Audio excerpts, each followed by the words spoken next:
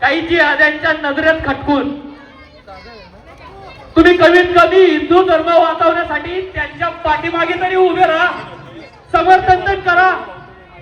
आमच्या सारख्याची छाती फुगल तेव्हा तुम्ही सगळेजण म्हणा तुम्ही बिनधास्त हिंदू धर्मासाठी लढा, आम्ही आमचं घर सांभाळतो, पण तुमच्या पाठीमागे आम्ही खंबीर उभे, वेळ आल्यानंतर आम्ही रोडवर उभे राहू, एवढीच अपेक्षा हिंदू धर्माकडून ठेवतो. आणि आगर छुआ मंदिर तो हे गाणं लावतो, कारण तेव्हापासून राम मंदिर झालंय. काही लोकांच्या बुडाला का आग लागली आहे, मिरची लागली आहे काय माहित नाही. त्यातल्यात काही भुकणारे तर आवाज करतात राम मंदिर गिरायचे. अरे तू येऊन तर दाखव, गिरायचे तर राम राहिलं. आम्ही कट्टर आहे, जहाल आहे, जहाल राहणार. फक्त एका गोष्टीमुळे हिंदू दुबजला गेलाय, जाती धर्म टाळा, फक्त हिंदुत्व सांभाळा. जाती धर्म टाळा, फक्त हिंदुत्व सांभाळा.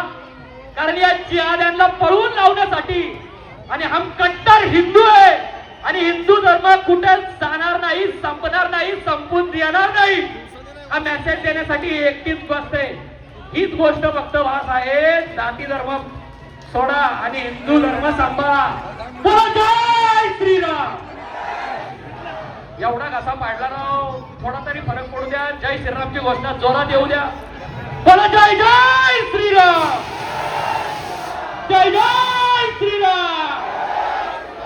भावना एकच, हिंदू जागा झाला पाहिजे.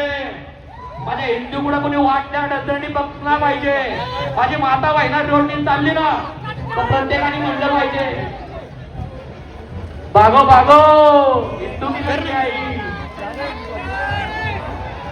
आपणाच्या बोरच्यामध्ये आणि ओढण्यांमधून लपटून फिरायला लावत आपल्या पोरींना.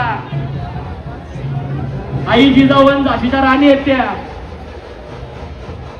माता भगिनी, बंधू भगिनी, सर्व मातांनी सुद्धा या गोष्टी लक्षात घ्या.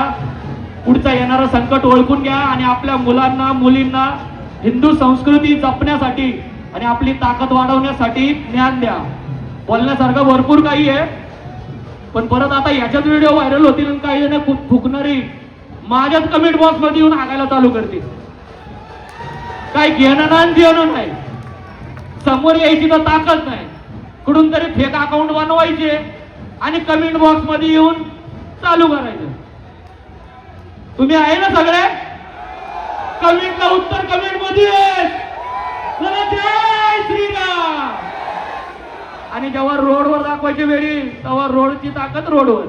आता बघत हे खेळतात कमेंट बॉक्स मध्ये, रोडवर आल्यावर बघू.